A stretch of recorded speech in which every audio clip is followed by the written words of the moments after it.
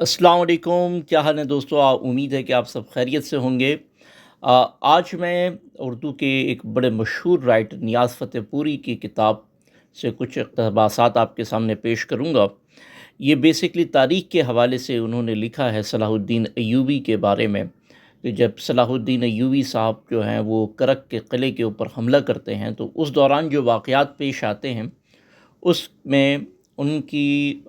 इंसानियत पसंदी और सुलह पसंदी के हवाले से एक दो वाक़यात लिखे हैं। तो आएँ इसको पढ़ते हैं और एंजॉय करते हैं। 578 हिजरी का ज़माना है कि एक काफ़िला सलाहुद्दीन अय्यूबी के लिए असबाब हर्ब सामान रसद लिए हुए बैरूत के पास से गुज़रता है और यहाँ के फ़रंगी उसे लूट लेते हैं। सुल्तान अय्यूबी सख्त बरहम होता है और ये अज़म लेकर उठ खड़ा होता है कि दुश्मन से इसकी गुस्ताखी का इंतकाम लेगा और बैरूत व साहिल लबनान पर कब्ज़ा करके अपनी सल्तनत में शामिल करेगा। सुल्तान सलाहुद्दीन अय्यूबी मसरूफ़ शाम पर काबज़ होकर फ़रंगियों से एक एक करके बहुत से किले छीन चुका था और अब उसकी निगाह बैतुल मुक़द्दस पर थी, जहाँ सलेबियों की कायम की हुई हुकूमत पर बाल्डविन चहर्रुम उस वक्त फरमान रवाई कर रहा था। काफ़िले की गारतगिरी के वाक़ये से इसको एक बहाना हाथ आया और इस फुर्सत को गनीमत जानकर उसने अपनी फ़ौजों को जमा किया और दफ़अतन यलगार कर दिया। उसके भाई अल-आदिल ने मिस्र से 3 जहाज़ बतौर कमक के रवाना किए और ये अस्कलान की तस्ख़ीर करता हुआ बैरूत पहुँचा और मुहासरा शुरू कर दिया। लेकिन इधर बैतुल मुक़द्दस से बाल्डविन चहर्रुम अहले बैरूत की मदद के लिए आ गया और सलाहुद्दीन अय्यूबी को वापस आना पड़ा। सलाहुद्दीन की ये वापसी ऐसी न थी कि हमेशा के लिए जंग का ख़ात्मा हो जाता, बल्कि इस वाक़ये ने उसके अंदर अज़म और इस्तक़ामत की रूह को ज़्यादा क़वी किया और उसके ताक़त को ज़्यादा वसी कर दिया। जिस वक्त वो काहिरा से रवाना हुआ था तो उसने अहद किया था कि वो इस वक्त तक चैन न लेगा जब तक शाम के एक एक किले पर इस्लाम के झंडे को लहराता हुआ न देख ले। चुनांचे वो सरज़मीन हल्ब से लेकर सहराए सीना तक और दमिश्क से लेकर बादी शाम तक हर जगह अपनी जुरात व पामर्दी के सिक्के बिठाता हुआ आगे बढ़ा, यहाँ तक कि 579 हिजरी में उसने हल्ब पर कब्ज़ा करके दरियाए वर्दन को अबूर किया और बरबैसान पर कब्ज़ा करके फ़रंगियों के उस किले की तरफ बढ़ा जो सबसे ज़्यादा मजबूत समझा जाता था। यह किला शहर करक का था। वो अपनी मजबूत शहर पनाह के लिहाज से नाकाबिल तस्ख़ीर समझा जाता था और यह मकाम पहाड़ियों के दरमियान इस तरह वाक़ हुआ था कि मुहासरा बहुत दुश्वार था और उस वक्त तक यहाँ का किला किसी से सर न हो सका था। सलाहुद्दीन ने अपने भाई अल-आदिल से मिस्री आसाकर की कमक तलब की और पूरी क़ुव्वत के साथ उसने करक तक पहुँचकर चारों तरफ मंजनीक़ें नस्ब कर दी। फ़रंगियों ने भी पूरी एहतियात से काम लिया था और कसीर ज़ख़ीरा हर्ब व सामान रसद फ़राहम करके पूरी अस्करी क़ुव्वत के साथ मुदाफ़ियत का अज़म कर लिया था। उनको यकीन था कि सलाहुद्दीन अय्यूबी किले को सर न कर सकेगा और इस तरफ सलाहुद्दीन रोज़ाना हमले करता था और मुहासरे में शिद्दत बढ़ाता जाता था। खैर, इस मौक़े क़िताल की दास्तान को यहीं छोड़िए और देखिए कि किले के अंदर क्या हो रहा था। किला के मशरक़ी बुर्ज में आज गैर मामूली चहल पहल नज़र आती है और लोगों की आमदो रफ्त बकसरत जारी है, लेकिन ये हंगामा किसी तदबीर जंग से मुतालिक नहीं मालूम होता, क्योंकि आने जाने वालों के लिबास ऐसे हैं जो जश्न मुसर्रत के लिए मखसूस होते हैं। औरतें बच्चे मर्द आ जा रहे हैं, किसी के हाथ में फूलों का हार है, कोई शम्म लिए जा रहा है, कोई रंग बरंग के फतिये उड़ा रहा है। इसी जमात में चंद रुहबान भी हैं जिनमें से बास तस्बीह लिए हुए हैं और बास रुद्दान खुद्दाम की जमात तबाक़ों में किस्म किस्म के खाने और शराबें इधर से उधर लिए जा रही है और ऐसा मालूम होता है कि यहाँ कोई निहायत महतम बिशान जश्न तर्ब बर्पा होने वाला है। हर चंद सबके चेहरों से आसार मुसर्रत नज़र आ रहे होते हैं,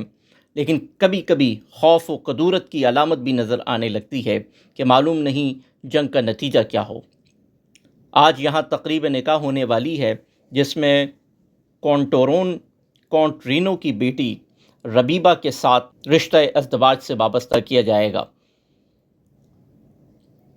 دلہا ان چند نوجوانوں میں سے تھا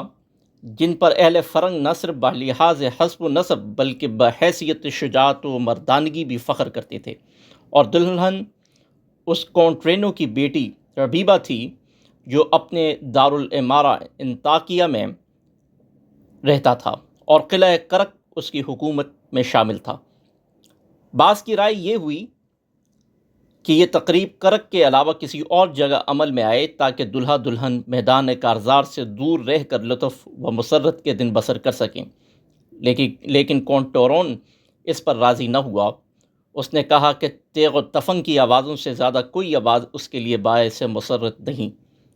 اور اس لیے وہ اپنی شادی اس ہنگامہ جنگ میں قلعہ کرک کے اندر ہی کرے گا۔ غروب آفتاب سے قبل شہر پناہ کا ایک دروازہ کھلتا ہے، خندق پر پل استوار کیا جاتا ہے، اور 40 آدمی اپنے سروں پر طباق لیے ہوئے قلعے کے اندر سے نکل کر اہل عرب کے لشکر کی طرف بڑھتے ہیں۔ ان کے آگے ایک سوار ہے جو ہاتھ میں سفید جھنڈا لیے ہوئے ہے۔ جس وقت یہ سوار لشکر اسلام میں پہنچتا ہے تو صلاح الدین اسے اپنے خیمے کے اندر بلا کر آنے کی وجہ دریافت کرتا ہے۔ کہتا ہے کہ اے آقا، مجھے کونٹورون کی ماں نے یہ خط لے کر بھیجا ہے اور اپنے بیٹے کی تقریب شادی میں کچھ تحائف روانہ کیے ہیں، امید ہے کہ قبول کیے جائیں گے۔ صلاح الدین نے مسکراتے ہوئے وہ خط لے لیا جس میں تحریر تھا: اے سلطان عرب، آج ہمارے چھوٹے سے شہر میں جشن طرب برپا ہے اور میرے بیٹے کونٹورون کی شادی ہو رہی ہے، اس لیے میں نے پسند نہ کیا کہ تم کو اس مسرت میں شریک نہ کروں۔ اے صلاح الدین، غالباً وہ زمانہ تم کو یاد ہوگا جب تم ہمارے محلوں میں ایک قیدی کی حیثیت سے رہتے تھے اور اپنی آغوش میں ایک چھوٹی سی لڑکی انٹیانیٹ کو لے کر ادھر ادھر باغوں میں پھرا کرتے تھے۔ وہی انٹیانیٹ بڑھ کر جوان ہوئی، شادی ہوئی، اور ایک لڑکا اس سے پیدا ہوا جو آج اپنی قوم کا سردار ہے، اور مجھے یقین ہے کہ اگر تم اسے دیکھو تو تم اس سے بھی ویسی ہی محبت کرو گے جیسی کہ اس کے ماں سے اس کے بچپن میں کرتے تھے۔ وہ انٹیانیٹ میں ہی ہوں اور کونٹورون میرا ہی بیٹا ہے، اس لیے اس تقریب کی خوشی میں کچھ کھانا اور شراب بیچتی ہوں تاکہ تمہاری فوج بھی اس مسرت میں ہماری شریک ہو، اور اے سلطان عرب، مجھے امید ہے کہ تم اس چھوٹی سی لڑکی کی یاد اپنے دل سے کبھی محو نہ کر سکو گے جس پر تم نے کبھی اپنی انتہائی محبت و شفقت صرف کی تھی، اور اس کی طرف سے یہ حقیر ہدیہ قبول کرو گے۔ اس وقت صلاح الدین یہ خط پڑھ چکا تو بے اختیار اس کی آنکھوں سے 2 آنسو ٹپک پڑے، اور اس نے سوار سے کہا: اپنی ملکہ سے جا کر کہہ دو کہ صلاح الدین کبھی ان ایام کو نہیں بھول سکتا جب وہ اہل فرنگ کے قصور و محلات میں پیاری انٹیانیٹ کو اپنی آغوش میں لے کر پھرا کرتا تھا۔ آج تک اس کے دل میں انٹیانیٹ کی معصوم تبسم کے نقوش اسی طرح تازہ ہیں، اور معلوم نہیں کتنی بار وہ ان ایام کی یاد میں بے قرار ہو گیا ہے۔ میری طرف سے میری دلی دعائیں اس تقریب کے مسعود و مبارک ثابت ہونے کی پہنچا دو، اور کہہ دو کہ میں نہایت فخر و مسرت کے ساتھ یہ ہدیہ محبت قبول کرتا ہوں، اور اپنی فوج کو حکم دیتا ہوں کہ وہ بھی پوری مسرت کے ساتھ اس جشن میں شریک ہو اور اس برج کے پاس بھی نہ جائے جس میں یہ تقریب مسرت آج ادا کی جا رہی ہے۔ میری طرف سے اپنی ملکہ کو سلام پہنچا کر کہو کہ وہ انٹیانیٹ کا آج بھی ویسا ہی سچا دوست ہے جیسا کل تھا۔ سوار یہ پیغام لے کر واپس گیا، اور ادھر صلاح الدین ایوبی نے حکم دیا کہ ایک رات کے لیے جنگ ملتوی کر دی جائے۔ چنانچہ وہ رات قلعہ کرک کی عجیب و غریب رات تھی کہ اندر اہل قلعہ مسرور و نشاط تھے اور باہر دشمن کی فوج۔